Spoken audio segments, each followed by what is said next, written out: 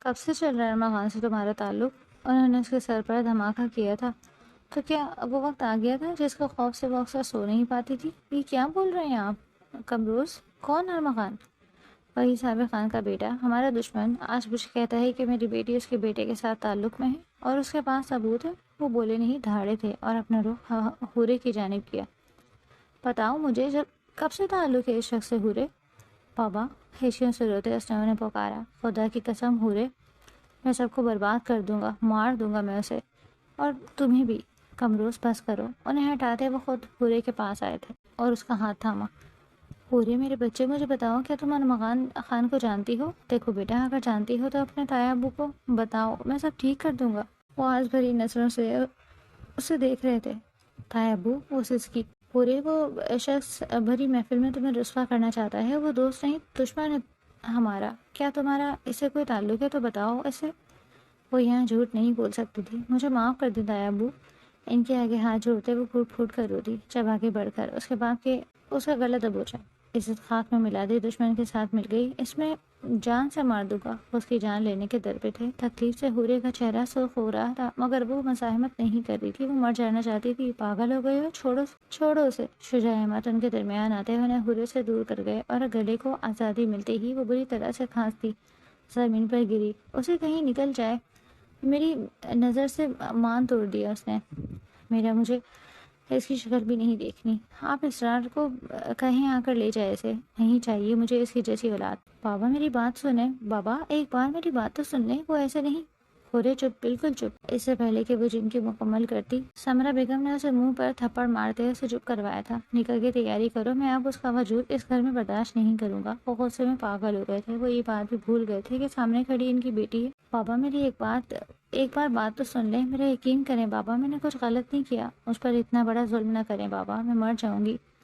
تو مر جاؤ حورے، مر جاؤ۔ اپنا پیر اس کی گرفت سے چھڑاتے وہ وہاں سے نکلتے چلے گئے اور ان کے پیچھے باقی سب سوائے اس کی ماں کے جو غصے سے اسے دیکھتی اسے اس کی ہی نظروں میں گرا گئی تھی۔ ایک ایک کر سب اسے چھوڑ گئے تھے، طوفان آ کر گزر گیا تھا، لمحوں میں وہ عرش سے فرش پر پھینک دی گئی تھی۔ پورے بھی اٹھے، سب کے جاتے ہی نیلی اس کے پاس آئی تھی اور اسے زمین سے اٹھا کر بیڈ پر بیٹھا لیا۔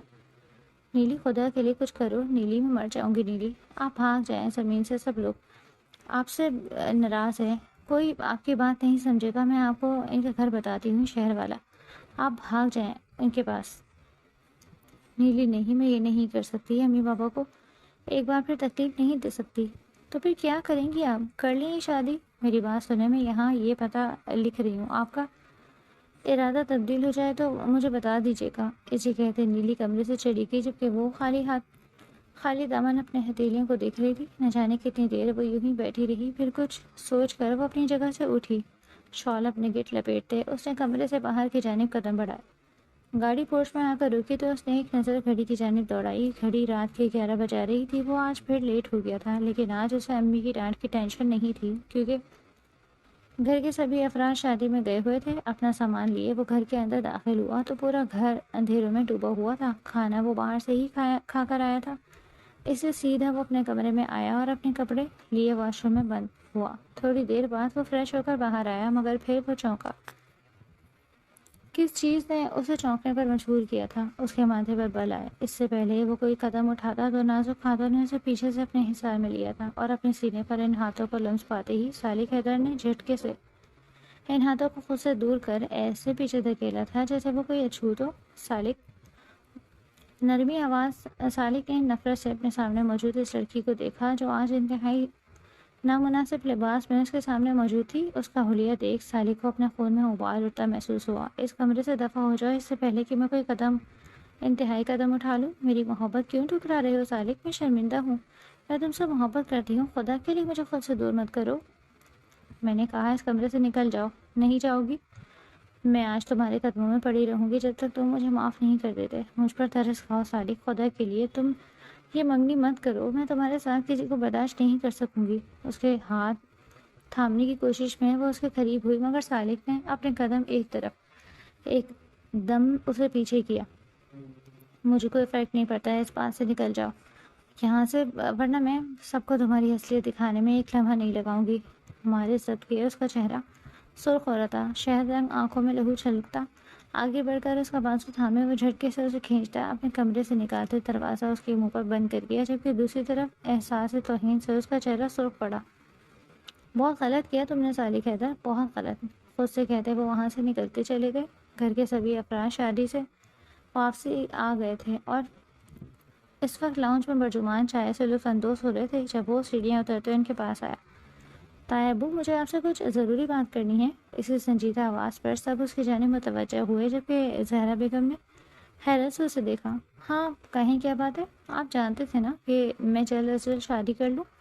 ہاں، اس کے سوال پر وہ الجھے۔ میں شادی کے لیے تیار ہوں، مگر یہ شادی کل کی کل ہونی چاہیے۔ اس نے سب کے سروں پر دھماکہ کیا۔ یہ آپ کیا بول رہے ہیں سالک؟ روبینہ بیگم نے الجھ کر اسے دیکھا۔ ایسا کچھ غلط بھی نہیں کہا میں نے تائی امی، جہاں منگنی کرنے کی بات تھی وہاں اب نکاح اور رخصتی، مگر اتنی جلدی کیوں سالک؟ کل کی کل یہ ناممکن ہے۔ ہر ناممکن کو ممکن بنانے میں تو آپ ماہر ہیں نا۔ اس نے طنز نہیں کیا تھا، مگر سامنے موجود ہستی کو وہ طنز ہی لگا، جس پر ان کا چہرہ سرخ ہوا۔ میرا نکاح اور رخصتی کل ہی ہوگی، ورنہ اس کے بعد میں کبھی شادی نہیں کروں گا۔ فیصلہ آپ کے ہاتھ میں ہے۔ اپنی بات کہتے وہ رکا نہیں تھا، جیسے آیا تھا ویسے ہی واپس اپنے کمرے میں چلا گیا۔ یہ پاگل ہو گیا زہرا؟ روبینہ، اب میں بات کرتا ہوں شجاع اور کمروں سے، تم تیاری شروع کرو۔ نہ جانے کیا سوچ وہ اپنی بیگم کو کہتے اسٹڈی روم کی جانب پڑے۔ ان کے دماغ میں اس وقت کیا چل رہا تھا کوئی نہیں جان سکا۔ نشے میں دھت وہ اس وقت اپنے شہر والے گھر میں موجود لاؤنج میں بڑے صوفے پر برجمان تھا، جبکہ اس کے انتہائی قریب ایک خوبصورت سی لڑکی اس کی باہوں میں پڑی تھی۔ کیوں تم اتنی خوبصورت ہو؟ اس کے چہرے پر آئے بالوں کو پیچھے کرتے وہ ہنسا۔ آپ کی نظروں کا کمال ہے خان۔ اس کے سینے پر ہاتھ رکھتے وہ ایک ادا سے کہتی ارمغان کو ساکت کر گئی۔ خان نہ بولو، بڑی نفرت سی ہوتی ہے اس لفظ سے، جانتی ہو کیوں؟ کیونکہ ایک بیوقوف لڑکی ہے جو مجھے اس نام سے مخاطب کرتی ہے۔ بیوقوف لڑکی؟ ہاں، بیوقوف لڑکی۔ اسے لگتا ہے کہ میں اسے محبت کرتا ہوں، مگر وہ یہ نہیں جانتی کہ وہ اس دنیا کی آخری لڑکی بھی ہو تب بھی ارمغان خان اس سے محبت نہیں کرے گا۔ وہ صرف نفرت کی قابل ہے، وہ اس کا باپ دونوں سے۔ میں شدید نفرت کرتا ہوں، میرا بس چلے تو اسے ایسے رسوا کروں کہ وہ کسی کو منہ دکھانے کے قابل نہ رہے۔ اتنی نفرت ہے تو اس سے بات نہ کیا کرے نا۔ اس کے سینے پر ہاتھ رکھ کے وہ ایک ادھر سے مسکرائی۔ نفرت نہیں کروں گا تو اسے برباد کیسے کروں گا؟ پورے کمروز کو میرے ہاتھوں ہی تو برباد ہونا ہے۔ اس کا بات ناک رگڑے گا میرے آگے۔ خباثت سے کہہ کر لگاتے وہ اس لڑکی پر جھکتے، اچانک ایک جانب لڑکا۔ اس لڑکی نے تعصب سے اسے دیکھا اور پھر اسے ایک سائڈ پر لٹاتے اپنے بیگ اٹھاتے کمرے سے نکل کر باہر آئی، جہاں بلیک ہوڈی میں موجود شخص نے اپنے پراسرار نظروں سے اسے دیکھا، جس پر اس نے ہاتھ میں موجود ایک چیز اس ہوڈی پہنے انسان کے حوالے کی اور اس گھر سے باہر نکلتی چلی گئی۔ غلط نشانہ لگا رہے تھے ارمغان خان، اصل نشانہ تو اب میں لگاؤں گا اور پھر دنیا تماشا دیکھے گی۔ سرخ ہوتی آنکھوں سے کہتے وہ خاموشی سے اندھیرے میں غائب ہوا۔ حویلی میں صبح بڑی شان سے طلوع ہوئی تھی۔ صوبیہ بیگم کے بلانے پر وہ خاموشی سے آ کر ان کے پاس بیٹھ گئی۔ ملازموں کے ساتھ مل کر گندم صاف کروا رہی تھی۔ طبیعت کیسی ہے اسے؟ اب ٹھیک ہوں میں، لیکن مجھے کیوں نہیں لگ رہا، کیا تمہارے اور محمد کے درمیان کوئی بات ہوئی ہے؟ ان کے سوال پر اس نے حیثیت سے نفی میں سر ہلایا۔ وہ شہر گیا ہی کب واپس آئے گا کچھ نہیں پتا، اس لیے تم آرام سے حویلی میں رہ سکتے ہو۔ میں جہاں ہوں وہاں ٹھیک ہوں۔ نہیں عزیر، بالکل بھی نہیں، ہم بس محمد کی وجہ سے سب چپ تھے، مگر اب وہ یہاں نہیں ہے تو آپ سکون سے یہاں رہیں اور اپنی صحت کا خیال رکھیں۔ اس کے چہرے پر ہاتھ رکھتے وہ نرمی سے کہتے اس کی آنکھیں نم ہو کر گئیں۔ اسے بے اختیار کشمالہ اور کمال یاد آئے۔ میں نے کمرہ صاف کروا دیا ہے، جائیں اور آرام کریں، دیکھیں کتنی کمزور لگ رہی ہیں۔ آپ مجھ پر ظلم کیوں نہیں کر رہی؟ اس کے پوچھنے پر انہوں نے اسے دیکھا۔ کیونکہ ہمیں اجازت نہیں ہے کہ ہم بے قصوروں پر ہاتھ اٹھائیں اور آپ بے قصور ہیں۔ محمد نہ جانے کہ اس بات کا غصہ آپ پر اتار رہے ہیں، مگر اتنا طے ہے اسے خود دل کے برے نہیں ہیں۔ یہ بات اسے بہتر کون جان سکتا تھا؟ اس شخص کو اس حال تک پہنچانے میں اس کا اپنا ہی تو ہاتھ تھا۔ اب تو شکوہ بھی نہیں کر سکتی تھی، نفرت کا اظہار بھی نہیں کر سکتی تھی، کچھ بھی تو نہیں تھا اس کے اختیار میں۔ کمروز کیسے ہوگا کل کی کل نکاح؟ تم پاگل ہو؟ ایسے کیسے تم اس بچی پر ہاتھ اٹھا سکتے ہو؟ یہ سب بہت ضروری ہے بھائی صاحب، میں ان خانوں کو اپنی عزت سے نہیں کھیلنے دے سکتا۔ کچھ بھی کر کے مجھے ہورے کو اس سازش سے بچانا ہے۔ لیکن اسرار کو کیا کہیں گے؟ وہ اس کی بات پر پریشان تھے جب ان کا موبائل بجنے لگا۔ رات کے اس وقت اسرار صاحب کے فون پر وہ دونوں بھائی چونکے۔ فون اسپیکر پر رکھتے انہوں نے ٹیبل پر رکھا تھا۔ ہیلو شجاع، معذرت، اتنی رات کو تو میں تنگ کیا؟ ارے نہیں نہیں، ایسی کوئی بات نہیں، ہم جاگ رہے تھے، بس ابھی کچھ وقت پہلے ہی گاؤں سے واپس آئے۔ اچھا اچھا، تم بتاؤ سب خیریت؟ شجاع احمد کے پوچھنے پر انہوں نے گہرا سانس بھرا۔ شجاع، شاید تمہیں میری بات اچھی نہ لگے، مگر ہم کل حورے اور صالح کا نکاح کر سکتے ہیں؟ ان کی بات پر ان دونوں بھائیوں نے ایک دوسرے کو دیکھا۔ کام ایسے آسان ہوگا یہ تو ان کے وہم و گمان میں بھی نہیں تھا۔ سب خیریت ہے نا اسرار؟ ہاں ہاں، بس دراصل صالح کی نانی کی طبیعت ناساز ہے، وہ چاہتی ہیں کہ ان کی نظروں کے سامنے صالح کی شادی ہو جائے۔ وہ بس ٹھیک ہے، کل کے کل نکاح اور رخصتی ہو جائے۔ رخصتی بھی کل؟ ابھی تو زوہا کی رخصتی بھی نہیں ہوئی اسرار، جانتا ہوں میں بہت انوکھی سی خواہش کر رہا ہوں، مگر ضروری نہ ہوتا تو میں کبھی ایسی خواہش نہ کرتا۔ اور رہی بات زوہا کی، تو ان کی شادی ہم دھوم دھام سے کریں گے، مگر فی الحال صالح، مجھے کوئی اعتراض نہیں اسرار بھائی، آپ کل آ کر اپنی امانت لے جا سکتے ہیں۔ قمروز احمد نے کہنے پر شجاع احمد نے انہیں اشارہ کیا تھا۔ کیا واقعی؟ کیا جیسا تمہیں ٹھیک لگے اسرار۔ چلو ٹھیک ہے، میں صبح بات کرتا ہوں تفصیلی۔ انہیں کہتے اسرار احمد نے فون رکھا تھا، دل پر سے ایک بڑا بوجھ سرکا۔ سکون سے سانس لیتے انہوں نے سب کو تیاریاں کرنے کا حکم صادر کیا تھا، جبکہ اپنے کمرے میں اندھیرے کیے لیٹا صالح حیدر اپنی اندر کی گھٹن کو سگریٹ سے کم کرنے کی کوشش میں ہلکان ہو رہا تھا۔ کل اس کی زندگی کا ایک نیا دور شروع ہونے والا تھا، ایک نئی شروعات۔ اجازت کے بغیر یہ سب کیا ہو رہا ہے امی؟ اتنی جلدی شادی؟ مہر گل حیرت سے اپنی ماں کو دیکھا جو کپڑے پھیلائے بیٹھی آج رات ہونے والے حورے کے نکاح کی تیاری کر رہی تھی۔ کل سر میں درد ہونے کی وجہ سے وہ گھر میں ہونے والے تماشے سے بے خبر تھی اور اسے بے خبر ہی رکھا گیا۔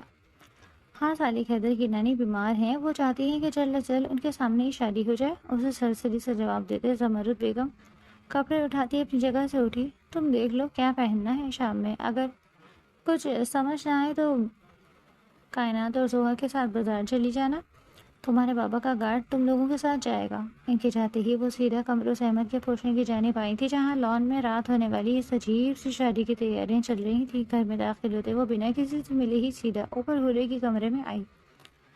حورے وہ کمرے میں آئی تو خالی کمرہ دیکھ کر وہ سیدھی بیلکنی میں آئی تھی، مگر حورے وہاں بھی نہیں تھی۔ پورے کمرے میں دیکھنے کے بعد وہ باہر آئی۔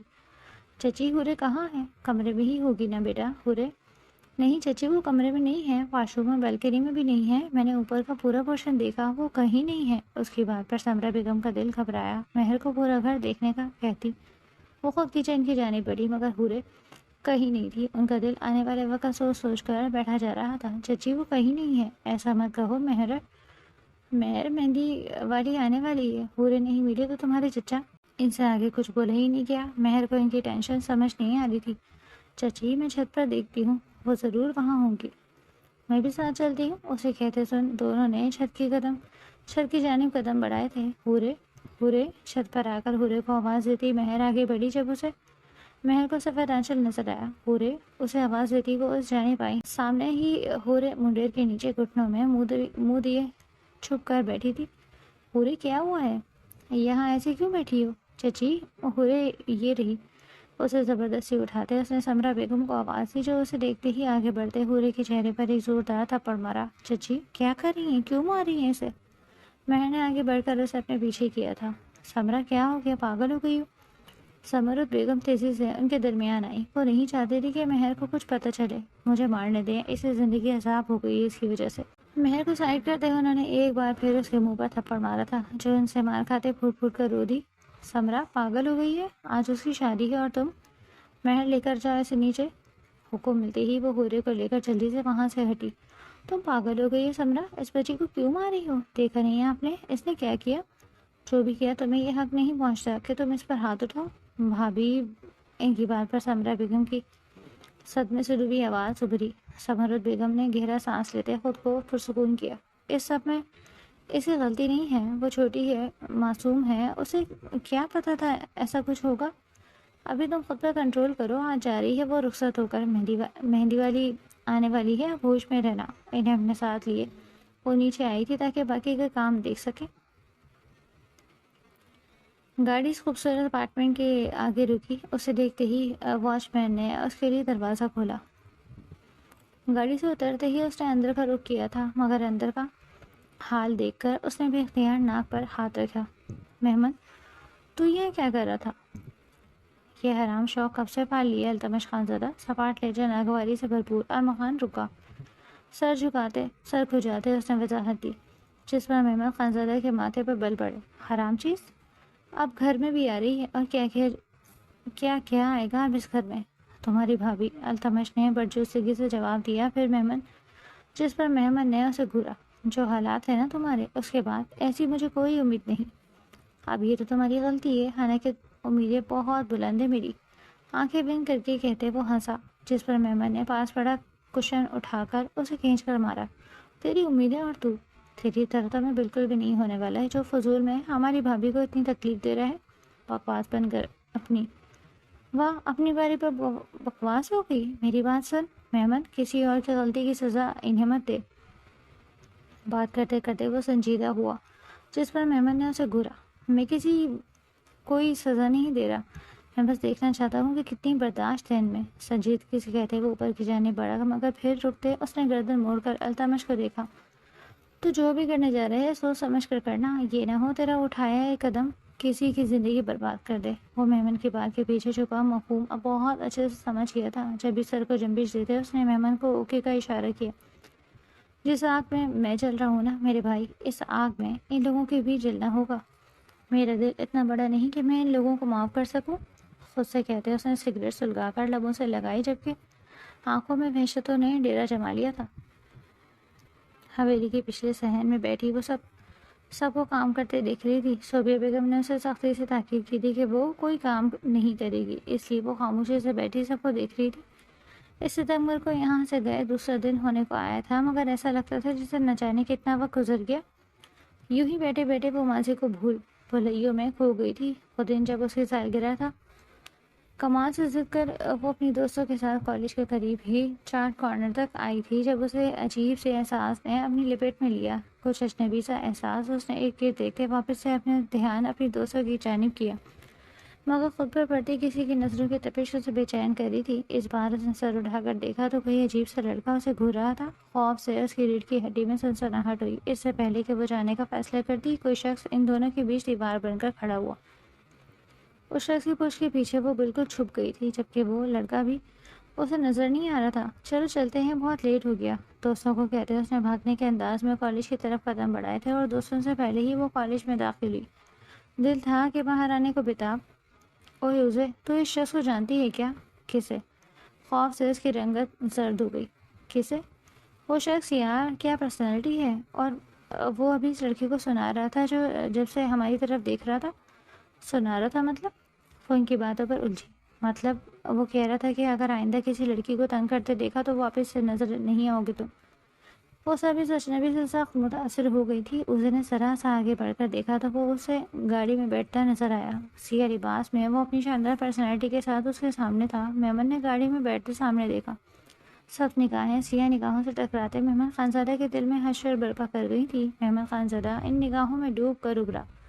اس کی نظروں میں ایسا کچھ تھا کہ اسے کو اپنی ہتھیلیاں بھیگتی محسوس ہوئی۔ ایک جھٹکے سے وہ پیچھے ہوئی۔ وہیں اس کی حرکت پر محمد خانزادہ کے چہرے پر آنے والی مسکراہٹ بڑی گہری تھی۔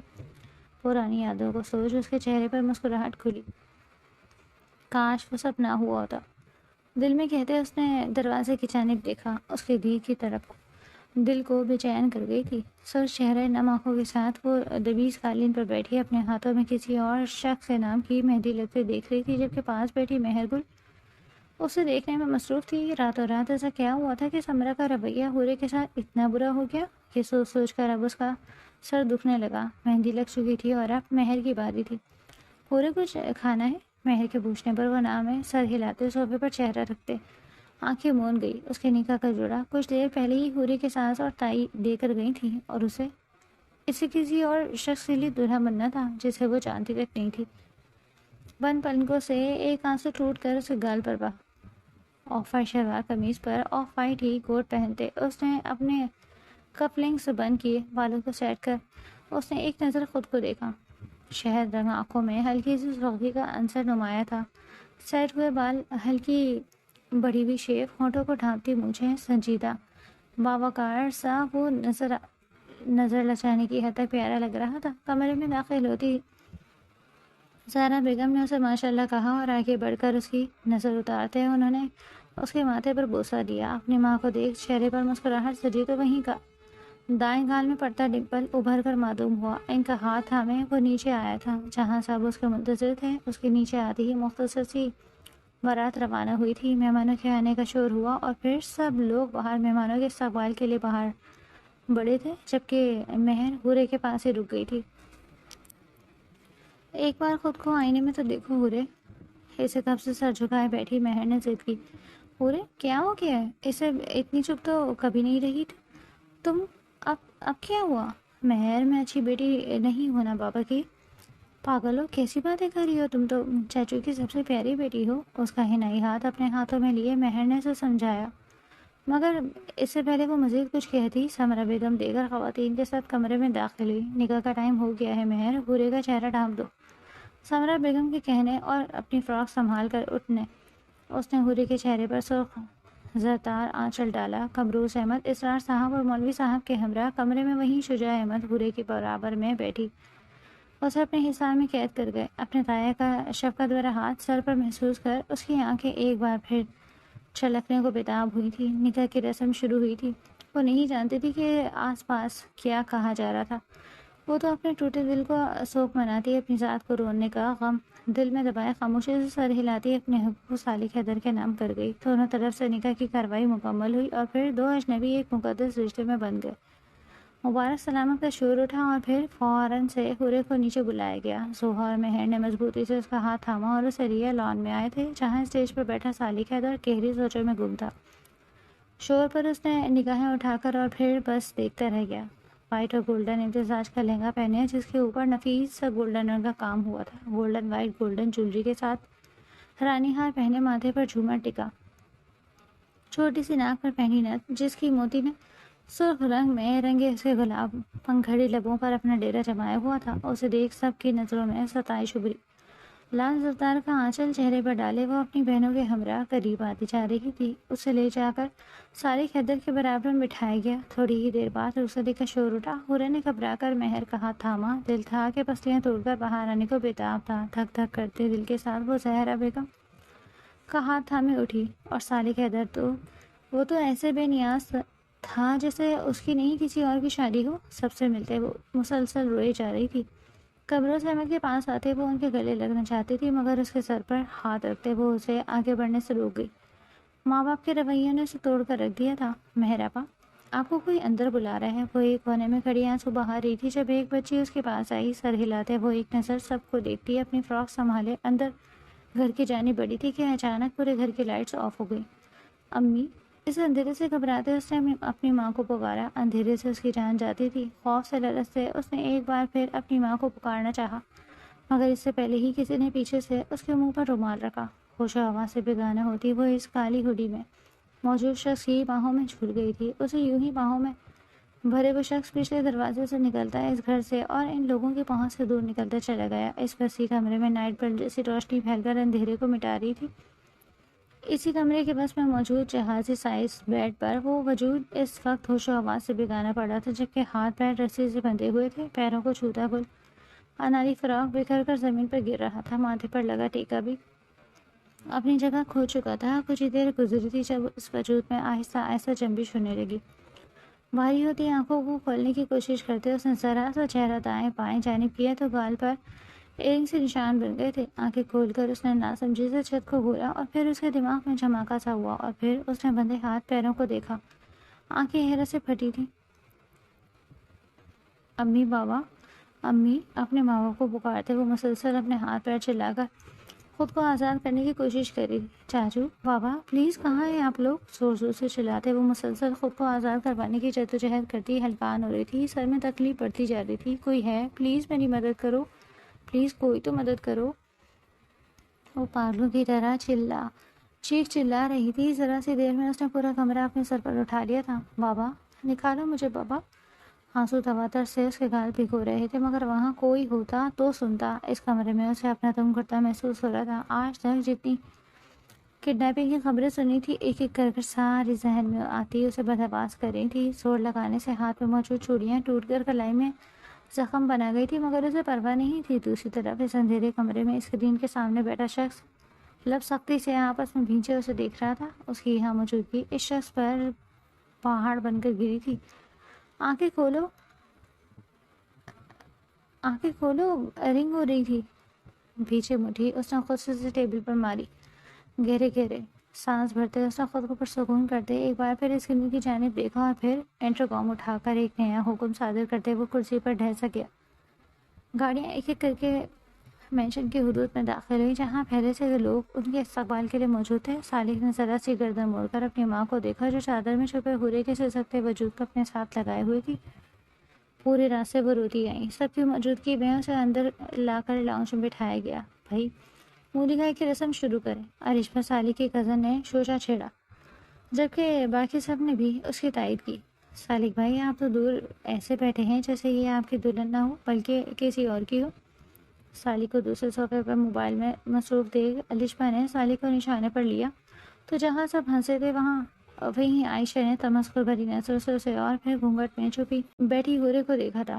امی حورے اٹھاؤ بیٹا. رسم کے مطابق دلہن کو سب سے پہلے اس کا شوہر دیکھتا ہے.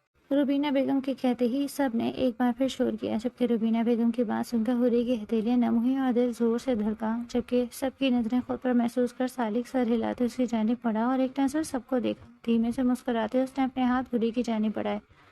وہیں اسے مسکراتے دیکھ سب حیران ہوئے تھے. صالح حیدر وہ مسکراہٹ تعجب کی بات تھی. آہستہ سے گھونگھٹ اٹھا کر اس نے پیچھے کیا تو حورے کا حسین چہرہ اس کی نظروں کے حصار میں آیا جو پوری کی پوری کپکپا رہی تھی. ماشاء اللہ بھابھی تو بالکل پلی لگ رہی ہے. عائشہ بھابھی ہاں حورے بھابھی تو نام کی طرح حور جیسی ہیں.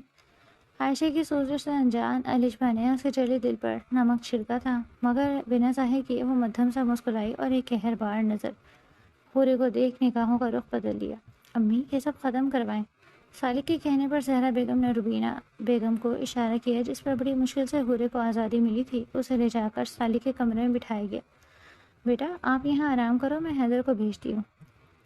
اس کے پیار کرتے زہرا بیگم نرمی سے کہتے اسے اس کمرے میں اکیلے چھوڑ کر چلی گئی اور ان کے جاتے ہی ایک بار پھر سب یاد کر اس کی آنکھیں نم ہوئی تھی مگر اب جب اس نئے رشتے میں بن گئی تھی تو اسے اس رشتے کو نبھانا تھا ہر حال میں. وہیں دوسری طرف فون پر بات کرتے صالح حیدر کے ماتھے پر بل پڑے. دوسری جانب موجود شخص کو جواب دیتا وہ بنا کسی کو بتائے مینشن سے نکلتا چلا گیا. اس کے جاتے ہی سیڑھیوں پر کھڑی عائشہ مسکرائی.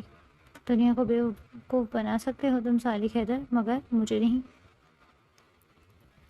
عجیب سے احساس کے تحت اس کی آنکھ کھلی تو بھاری ہوتے سر کو ہاتھوں میں تھامے وہ ساتوں بیٹا مگر آنکھوں کے آگے اندھیرے نے اسے لمحے کو بوکھلا کر رکھ دیا تھا. یوں بیٹھے بیٹھے اس نے کچھ وقت بعد آنکھیں کھول کر گھڑی کی جانب دیکھا تو گھڑی رات کے 12 بجا رہی تھی.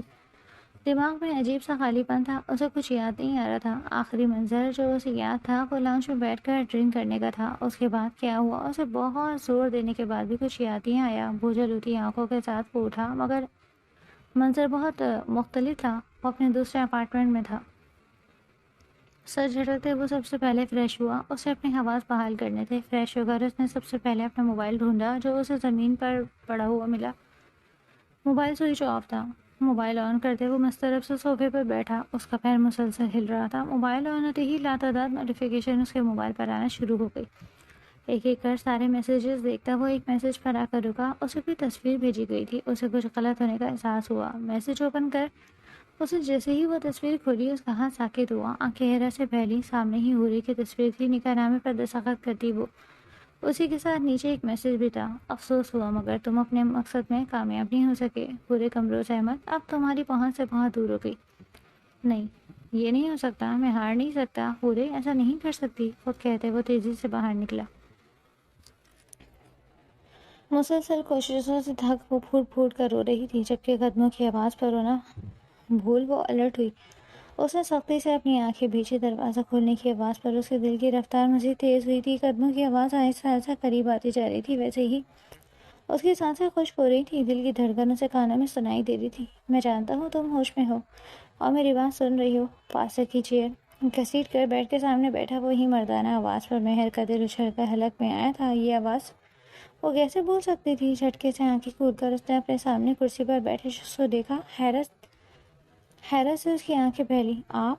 اس کے لب سرسرائے. التمش خانزادہ کے چہرے پر اس کے تاثرات دیکھ مسکراہٹ آئی. آپ نے مجھے اغوا وہ ابھی تک صدمے کے زیر اثر تھی۔ التمش نے اس تمام عرصے میں پہلی بار اسے غور سے دیکھا۔ گل انانی رنگ کے فراق میں سجی سنوری وہ التمش خانزادہ کے دل کی دنیا طے ہو بالا کر رہی تھی۔ کچھ دیر میں ہمارا نکاح ہے، خود کو تیار کر لے، میں کوئی تماشا نہیں چاہتا مہر گل۔ ابھی وہ ایک صدمے سے نہیں سنبھلی تھی جب وہ اس پر دوسرا دھماکہ کر گیا۔ دماغ خراب ہو گیا ہے آپ کا؟ میں کیوں کروں گی آپ سے نکاح؟ مجھے جانا ہے یہاں سے، مجھے جانے دیں۔ نکاح تو تمہیں کرنا پڑے گا، اپنی مرضی سے یا زبردستی۔ اوپر سکون انداز میں چیئر سے ٹیک لگائے، سینگ پر ہاتھ باندھ گیا۔ مہر گل نے غصے سے اس شخص کو دیکھا۔ میں مر جاؤں گی مگر یہ نکاح نہیں کروں گی، آئی سمجھ، مجھے جانے دو۔ اپنے ہاتھ کو حرکت دیتی وہ بے بسی سے چیخی اور اس کی یہی بے بسی سامنے والے کو سخت ناگوار گزری۔ کبھی قدم قدم اٹھاتے وہ اس کے پاس آیا۔ اس کے قریب آنے پر مہر کی آنکھوں میں خوف سمٹا۔ ان آنکھوں میں خوف اور چہرے پر بے بسی بالکل نہیں جچتی۔ پتہ ہے آپ میں سب سے زیادہ کیا اٹریکٹ کرتا ہے؟ اسے قریب جھکتے وہ سرگوشی میں کہتا، اس کی سانسیں رک گیا تھا۔ کیا؟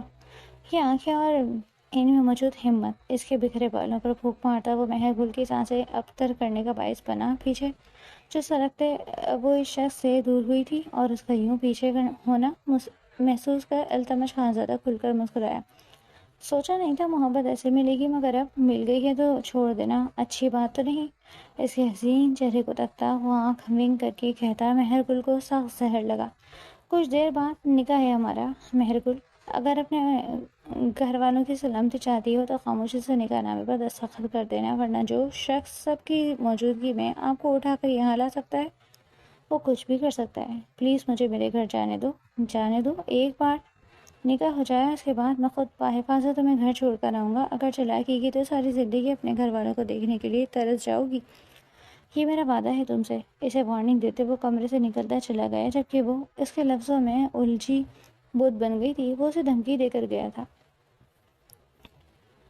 بیڈ پر بیٹھی وہ اپنے خالی ہاتھ دیکھ رہی تھی، جبکہ آس پاس التمش کی بھیجی گئی لیڈی باڈی گارڈ سادہ لباس میں کھڑی تھی۔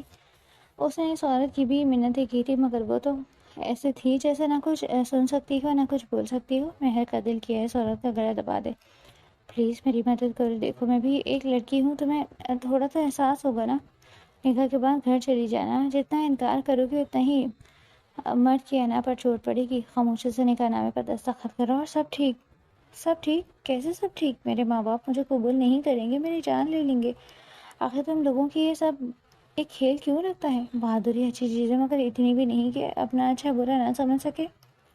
التمش کی سرد آواز پر مہر گل کی چلتی ہوئی زبان کو بریک لگے۔ مجھے پتا تھا کہ تم چپ بیٹھنے والوں میں سے نہیں، اس لیے اب مجھے لگتا ہے کہ تمہارے باپ کو اس دنیا سے دور بھیجنا پڑے گا۔ نہیں پلیز میرے بابا کو کوئی نقصان مت پہنچانا۔ موبائل نکالتے وہ اپنی دھمکی سچ کرنے والا تھا۔ مہر کے رکنے پر مسکراتی نظروں سے اسے دیکھا، موبائل واپس پاکٹ میں رکھا۔ مولوی صاحب آ رہے ہیں اور ولی کی ٹینشن مت لینا، تمہارا ولی اس نکاح میں شریک ہے۔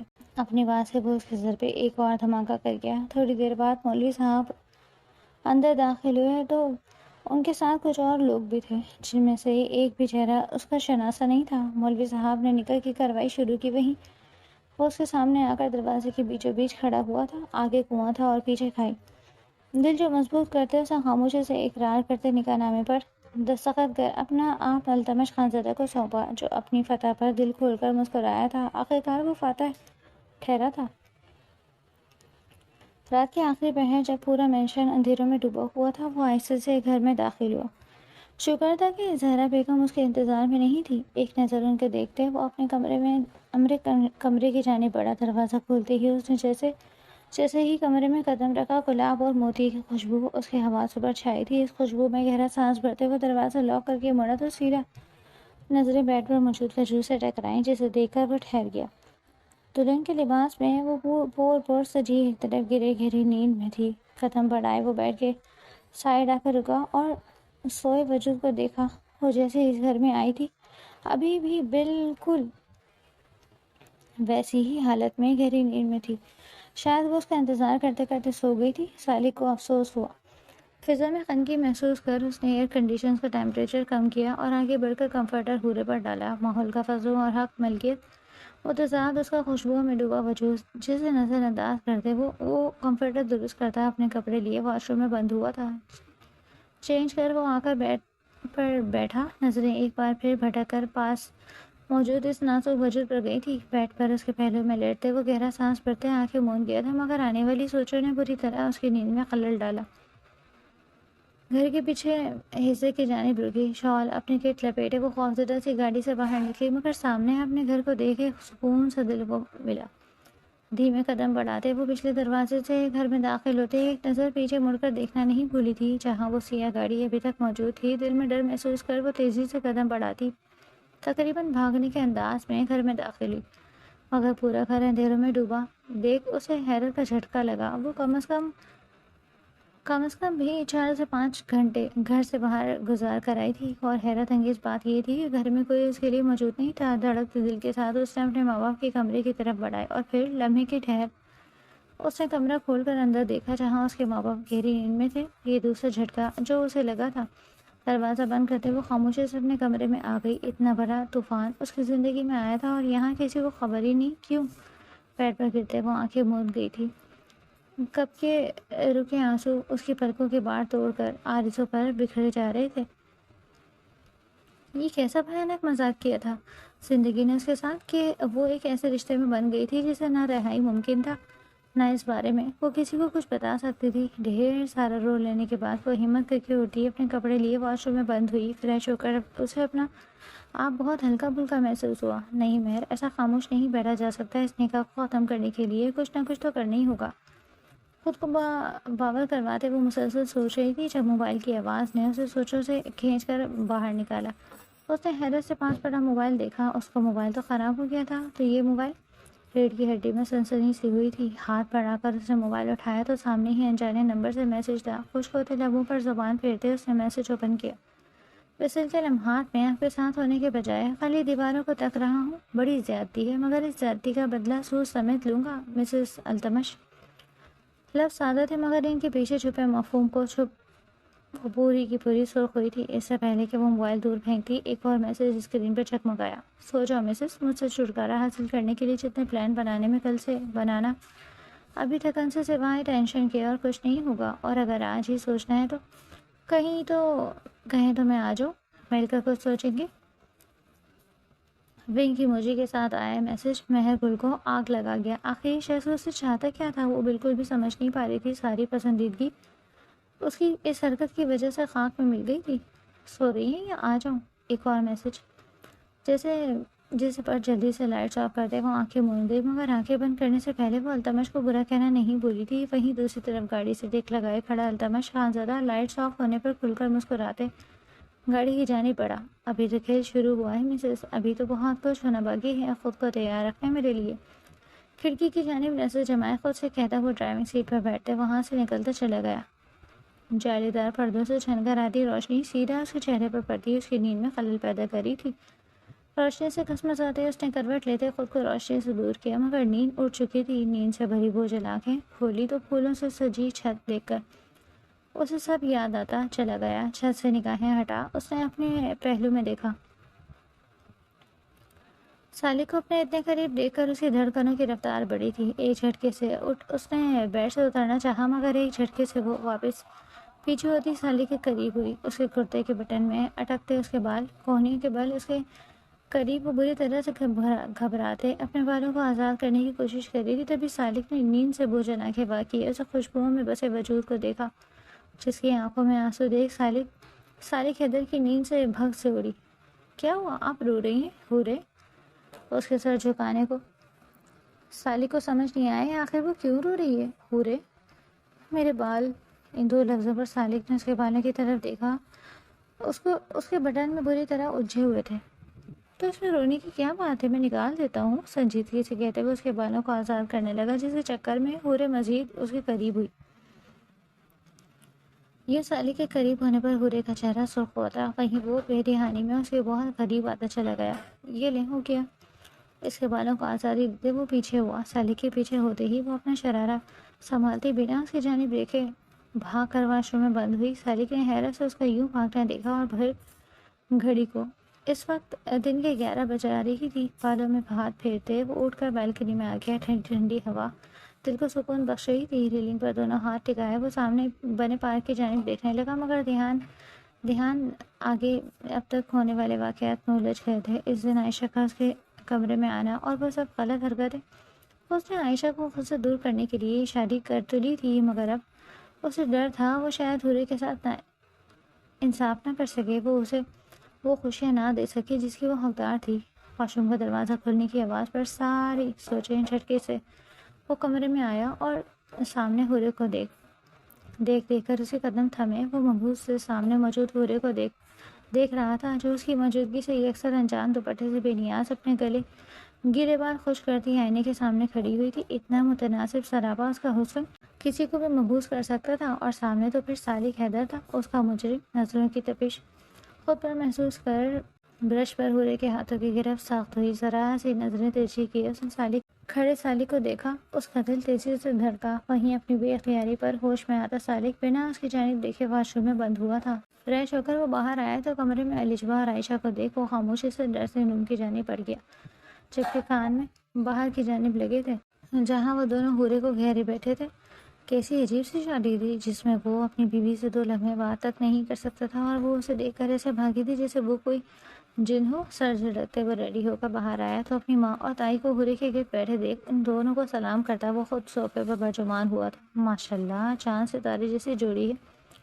نانی اماں روبینہ بیگم کی اماں، جن کا بہانہ بنا کر یہ شادی عمل میں آئی تھی، حورے کے بلائیں لیتی اس کے اوپر سے پیسے صدقے واری بولی، بھئی ہمارے سالک میاں کو صبر کا پھل ملا ہے، ذرا دلہن کو تو دیکھو۔ روبینہ بیگم کی بہنیں مسلسل حورے کی تعریفیں کر رہی تھی، جو سر جھکائے اسے بیٹھی تھی جیسے کسی اور کے بارے میں بات ہو رہی ہو۔ میں سر تایا ابو کے پاس سے آتا ہوں، آپ لوگ بیٹھیں۔ انہیں کہتے وہ کمرے سے ہی نکل گیا، جبکہ باقی سب ایک بار پھر حورے کی جانب متوجہ ہوئیں۔ گاڑی حویلی کے احاطے میں رکی تو باہر آنگن میں کام کرتی صوبیہ بیگم نے حیرت سے مہمند خانزادہ کو دیکھا، جس کی یہاں موجودگی ان کے لیے حیران کن تھی۔ مہمند، وہ جو اندر کی جانب بڑھ رہا تھا، ان کی آواز پر پلٹا۔ آقا جان کا حکم ہے کہ تم جیسے ہی حویلی آؤ سب سے پہلے ان سے ملو۔ آقا جان کا پیغام دیتے ہی وہ رکی نہیں تھی، جبکہ وہ ان کے رویے کے پیچھے چھپی وجہ بہت اچھے سے سمجھ رہا تھا، اس لیے بنا کچھ کہے اوپر اپنے کمرے میں جانے کے بجائے اس کمرے کی جانب آیا جہاں وہ دشمن جہاں موجود تھی۔ وہ اتنا بھی بے خبر نہیں تھا اسے جتنا وہ سمجھ رہی تھی۔ کمرے میں داخل ہوتے اس کی نظر بیڈ پر پڑی، اسے سے ٹکراتی وہ سینے میں موجود اس دل میں حرکت ہوئی، وہیں جذبات میں تلاطم سا پیدا ہوا۔ بے آواز دروازہ لاک کرتے وہ دبے قدموں سے بیڈ پر اس کے قریب آ کر کھڑا ہوا اور بغور اسے دیکھا۔ کالے لباس میں وہ پیٹ کے بل لیٹی گہری سوچوں میں تھی، جبکہ پچھلی گردن پہ موجود دل مہمان کی ساری توجہ اپنی اور کھینچ گیا تھا۔ گھٹنوں کے بل بیڈ پر آہستہ سے بیٹھے وہ اس کی بے خبری پر عشش کر اٹھا، اس لیے اسے اپنی جانب متوجہ کرنے کی خاطر وہ اس کی گردن پہ جھکتا اس کے دل پر اپنے سلگتے لب رکھ گیا۔ اس لمس پر ہوش کی دنیا میں واپس آتے اسے تڑپ کر پلٹی۔ تبھی مہمان نے اسے دونوں اطراف رکھ کر ہاتھ رکھ کر فرار کا راستہ بند کیا تھا۔ ہاں میں کیا ہوا؟ میری یہاں موجودگی کی توقع نہیں تھی۔ اس کے سبز آنکھوں میں آنکھیں ڈالے وہ مزید اس کے قریب ہوتا اس کی سانسیں منتشر کر رہا تھا۔ تیز ہوتی دھڑکنوں کو نظر انداز کر اوزے نے خشک ہوتے لبوں پر زبان پھیری۔ کیا ہوا؟ کیا سوچ رہی ہیں اوزے؟ میمن اپنے نام کے ساتھ اس کا نام جوڑ وہ اس پر بہت کچھ واضح کر گیا۔ آپ یہاں کیوں آئے ہیں؟ جائیں یہاں سے، بے رخی سے کہتے اس نے رخ موڑا۔ میمن نے مسکرا کر اس کا یہ انداز دیکھا اور پھر مزید قریب ہوتے اس کی گردن کو اپنے لبوں سے سلگایا کہ وہ تڑپ کر اپنے رخ اس کی جانب کر گئی، اور اسی چیز کا فائدہ اٹھاتے اسے پیچھے دھکا دیتے مہمان اس پر جھکتا اس کے لبوں کو اپنی گرفت میں لے گیا تھا۔ اس کے اس قدر جارحانہ عمل پر اوزے کی آنکھیں پھیلی، وہی مہمان اپنے رگوں میں سکون اڑاتا محسوس ہوا۔ اس کی سانسوں کو پینے وہ مدہوش ہوتا، ہر چیز بھول گیا، جبکہ اوزے کو لگا آج وہ زندہ نہیں رہے گی۔ اپنی سانسوں میں گھلی اس کی سانسوں کی مہک، اوزے کے جھٹکا لگنے پر وہ اسے اپنی پرشدت گرفت سے آزادی دے گیا، مگر دور وہ ابھی سے نہیں ہوا تھا۔ اس کے بھیگے لبوں پر نگاہیں جمائے مہمان نے اپنے انگوٹھا اس کے ہونٹوں پر پھیرا، اسے پتھر کیا۔ اس دن حوث پرست کا الزام لگایا تھا نا؟ سوچ رہا ہوں اس الزام کو سچ ثابت کر دوں، کیا خیال ہے؟ اسے اپنی باہوں کے گھیرے میں قید کیے اس کے ماتھے سے ماتھا ٹکائے وہ اپنے نظروں سے اس کی جان نکال رہا تھا۔ آپ پھر کچھ نیا لفظ کہنا ہے جو میری انا کو چوٹ پہنچائے؟ اس کے ماتھے پر انگلی سے لکیر کھینچا وہ نیچے لاتے ہونٹوں پر رکا اور پھر تھوڑی سی گردن تک جاتے اس کا ہاتھ گردن سے نیچے سرکا، جس پر تڑپ کر اوزے نے اسے پکارا، میمن نہیں۔ سب نین کٹورے میں پانی بھرے کو رو دینے کو تھی۔ یہ انکار تب کیوں نہیں کیا اوزے؟ کیوں؟ وہ اشارہ جس بات کی طرف تھا اچھے سے سمجھ گئی تھی۔ میں آپ کے پاس ابھی وضاحت دینے کی ہمت ہے؟ محمد کے کاٹ دار لہجے پر وہ سسکی۔ مجھے سزا مت دے محمد۔ اس کی گردن میں منہ چھپائے وہ سسکی اور اپنی گردن پر اس کی سانسوں کی تپش نے محمد خانزادہ کے خون میں ابال پیدا کیا۔ رونا بند کرے اسے، اس سے پہلے میں اس شخص کے اس کی سانسیں چھین لوں۔ اس کے لفظوں کی سختی پر وہ رونا بھول اپنی سانسیں تک رک گئی۔ محمد نے ناگواری سے اس کی روکی سانسوں کو دیکھا، جس کی وجہ سے اس کا چہرہ سرخ ہوا۔ سانس لیں اوزے، اس کے چہرے پر پھونک مارتے وہ اتنی سختی سے بولا کہ اوزے نے فوراً سے گہرا سانس بھرا۔ ان سانسوں کو روکنے کا اختیار میرا ہے، خود سے ہی کر کے آئندہ خود کو میری دی ہوئی سزا کے لیے تیار رکھیے گا۔ اسے کہتے وہ اپنی جگہ سے اٹھا تھا۔ اسے جاتے دیکھ جھٹکے سے اٹھتے اوزے نے اس کا ہاتھ اپنے ہاتھ نازک کی رف میں لے کر اسے جانے سے روکا تو ایک دل جلی مسکراہٹ محمد خانزادہ کے لبوں پر آئی۔ ابھی آپ کی سزا ختم نہیں ہوئی ہے، اور آج جو ہوا وہ اس بات کا احساس دلانے کے لیے تھا کہ اوزے صرف اور صرف محمد خانزادہ کی ہے، اور اگر اوزے کو لگتا ہے کہ دوسرے کے کہنے پہ وہ محمد کو خود سے دور رکھ سکتی ہے تو آج کی یہ چھوٹی سی جھلک ہے اس بات کا ثبوت ہے۔ محمد خانزادہ کو کوئی اوزے کے قریب آنے سے نہیں روک سکتا، خود اوزے بھی نہیں۔ محمد کی بات پر جہاں اس کے چہرے کا رنگ پک ہوا، وہیں محمد کے چہرے پر زہر قلم مسکراہٹ آئی۔ بنا دوسری نظر اس پر ڈالے وہ کمرے سے نکلتا چلا گیا۔ اس کے جاتے تکیے پر گرتی وہ پھوٹ پھوٹ کر رو دی۔ زندگی کیسے مقام پر لے آئی تھی اسے۔